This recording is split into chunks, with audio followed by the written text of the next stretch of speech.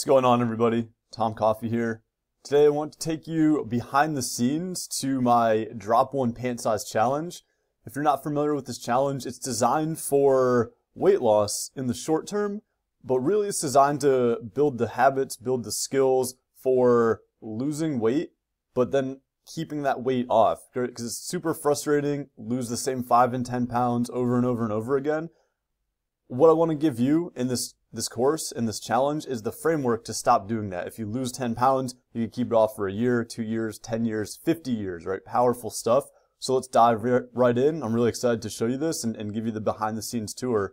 So this is the exact PDF. I'll walk you through the entire thing top to bottom on what you'd be getting. There's also some bonuses attached with it, with the course as well. But again, all in the realm of sustainable weight loss. So table of contents, and I'll go through and highlight some of the more interesting sections here right now, so kind of give you the look. I just sort of highlight briefly the problem with most typical diets, which in my opinion, in my experience, are that folks who, if you can think of a diet, right, or weight loss as a brick wall, you need bricks, the big red bricks that make the wall strong and tall. You also need the gray chalky mortar that holds the bricks together. When folks dive into a weight loss plan, they tend to just focus on the bricks, which would be stuff like diet, changing out whole areas of food, eating different things, the timing of eating. So that's the big picture stuff. The problem is a lot of folks forget the mortar, the little tiny things that hold the bricks together, right? Drinking water, sleeping enough, making sure our stress levels are manageable, even reaching out for help if we're a bit stuck or we just need someone to bounce ideas around. All that stuff, the big stuff, the actual food you eat, when you eat it, all of that, plus the little stuff is the complete framework for sustainable weight loss. And that's what I want to show you in this program, in this course, is how to have the bricks, make your wall strong, which again is the diet, but also don't forget the mortar, right? The water, sleeping, not drinking sugars, that type of stuff that really gets overlooked by all these crazy diet fads, you know, that people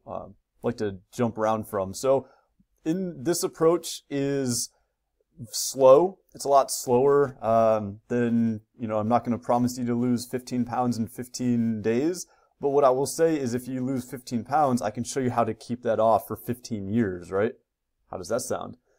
I wanted to highlight this chapter right here, Tiny Steps versus Giant Leaps. This is inspired by Dr. B.J. Fogg. He's the director of the Persuasion Lab at Stanford University.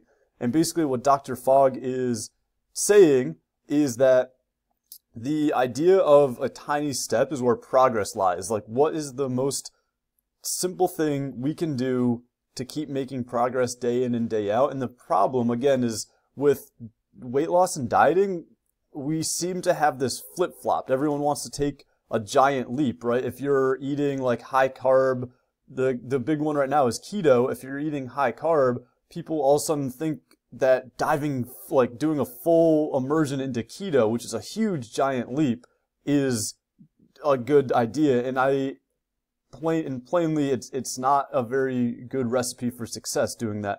So in this course, we spend a lot of time going through and making sure that we're taking tiny steps, which again is the mortar, is the foundation, to allow us to make progress instead of taking giant leaps, which usually end up in a fiery death anyway. So we'll try to avoid that. Just some habits for long-term weight loss, stuff to, you know, read over and kind of think through and internalize, right? I know this isn't going to be an overnight transformation, but that's just some tried and true commonalities that pretty much all diets share. The diet hacks for effortless weight loss, this is the stuff that starts to become our bricks in the wall, taking those bigger pieces of the puzzle. And in this challenge, we're going to use 3: intermittent fasting, calorie cycling, and protein shakes. And I explain each of those in depth, offer video content, and explain why they all work in harmony to become what I call the 3 pillars of effortless weight loss, right? Each day in phase 2, and I'll explain the phases in a minute, are broken into basically these eating frameworks. So if you can see, eating on a fasting day, you would have 2 to 5 protein shakes plus a big meal for dinner, right? So we're using protein shakes strategically to replace whole meals of food, both from a convenience standpoint and a calorie control standpoint. But then there's other days too where we flip the script and say, okay, eat 3 big meals of food, not telling you what to eat, but just saying eat 3 meals of whole food plus a shake or 2 if you're feeling a little bit more ravenous. And then even a few epic cheat days thrown in there where it's basically go to town, maybe just don't drink alcohol on that day, but that's designed, having the epic cheat days is allowing us to be imperfect. And I think where people, again, get into trouble is chasing this idea of perfection. It's like, oh, I'm on a diet, I can never enjoy my favorite piece of pizza or a glass of red wine or even some milk chocolate. It's like, no, you should, because food is meant to be enjoyable. And if you can enjoy this process, that's when it becomes long term. If I came in and said, never have pizza again, it's delicious, but it's terrible for you, it's not going to work, right? So the epic cheat day is built in very strategically. That's not an accident. And that's a very important day, and it's okay to be imperfect on that day and enjoy the foods that you enjoy eating. And that's what it's designed for. Get the mental recharge, and there's a lot of hormonal benefits that we don't need to go into as well. But that's sort of the framework we'll be using in phase 2.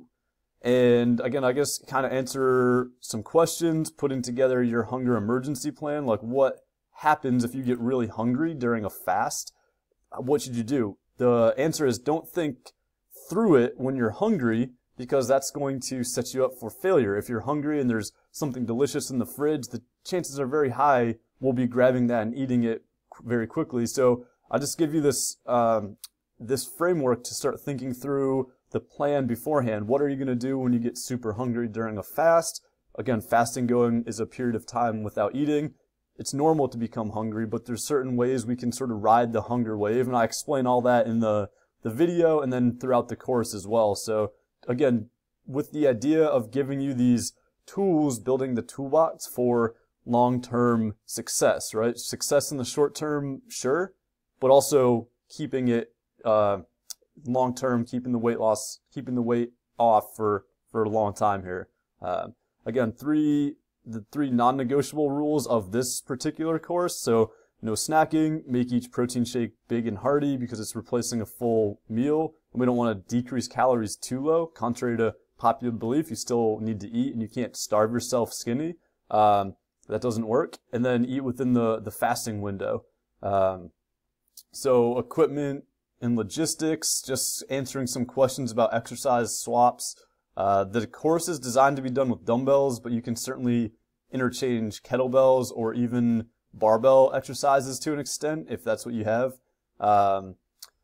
So again, just offer the total body warm-up. And then, okay, so now we're getting into the meat and potatoes, right? The workouts here, but also with the nutrition skills. So phase 1 is the first 4 weeks of the 8-week course. And what phase 1 is, it's laying the foundation for the nutritional skills, right? If you can see, these 4 weeks right here are what the skills we're going to be focusing on in weeks 1 through 4, with each week adding in a new skill. So it gives you 1 week to practice the skill. The first skill is just simply drinking 2 sips of water before eating any food. That's week 1, right? So anytime whether it's a snack or a planned meal, you just quickly have 2 sips of water minimum, and then eat the meal guilt-free, right? Without worrying about it, without worrying about what the food is. The second week is starting to replace 1 meal a day with a protein shake, potentially your most frustrating meal.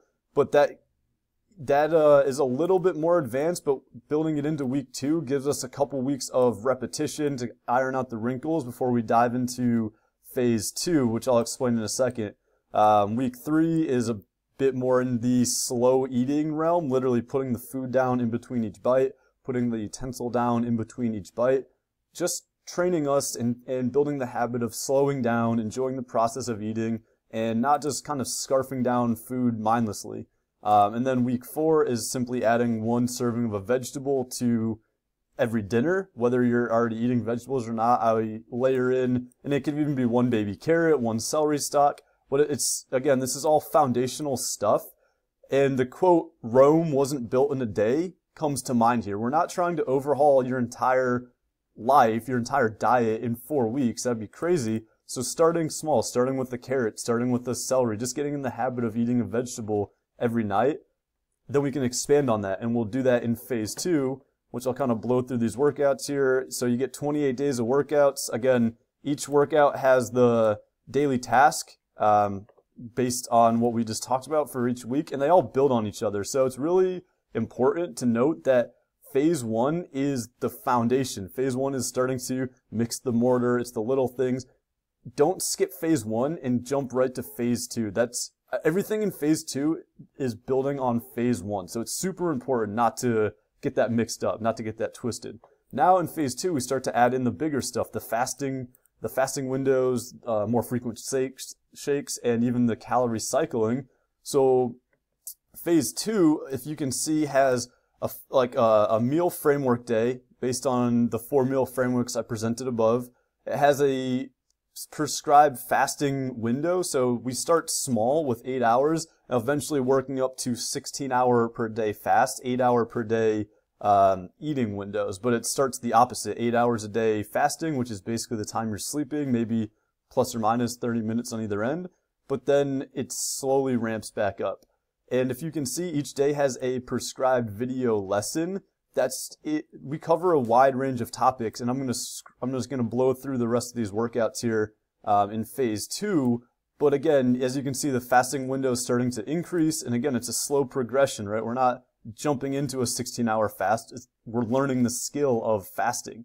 And again, each day has a video lesson. There's 2 or 3 hours of my face talking to a camera, presenting video material to you, which I think is pretty cool. And again, the goal was to arrive at a 16-hour per day fast most of the week, but do it in a slow manner. So all this is building on each other, right? The phase 1, we're building the tiny skills, the tiny habits to set us up for success.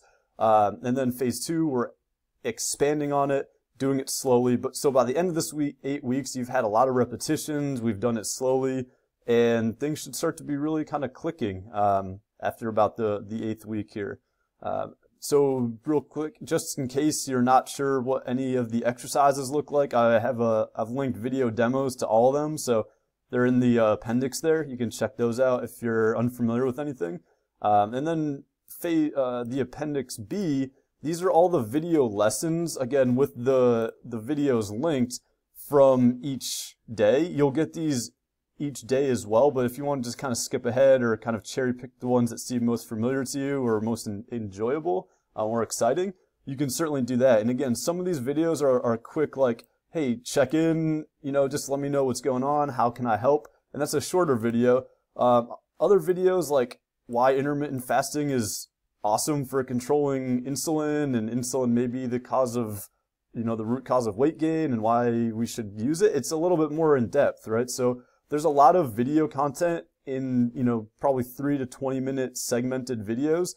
And this is a lot of information. So that's why I give it to you one day at a time, shorter videos, but there's a lot here. And I would encourage you to use this course as sort of an encyclopedia or as a reference where you come back to it. We don't try to even, we hear the knowledge once, maybe watch the videos a few times, but you'll have this forever. You'll have access to this information forever, unless I get banned off of YouTube, and then these videos would probably go away.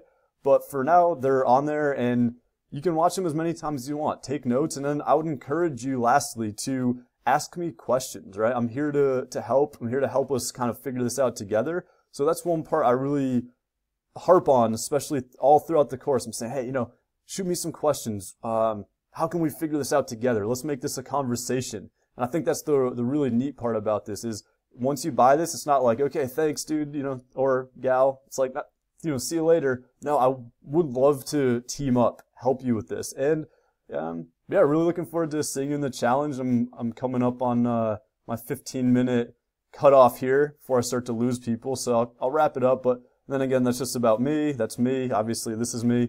So yeah, really looking forward to seeing you in the challenge. And if you have any questions, shoot me an email. My email is tom@tomcoffeefitness.com. Looking forward to seeing you there. Take care.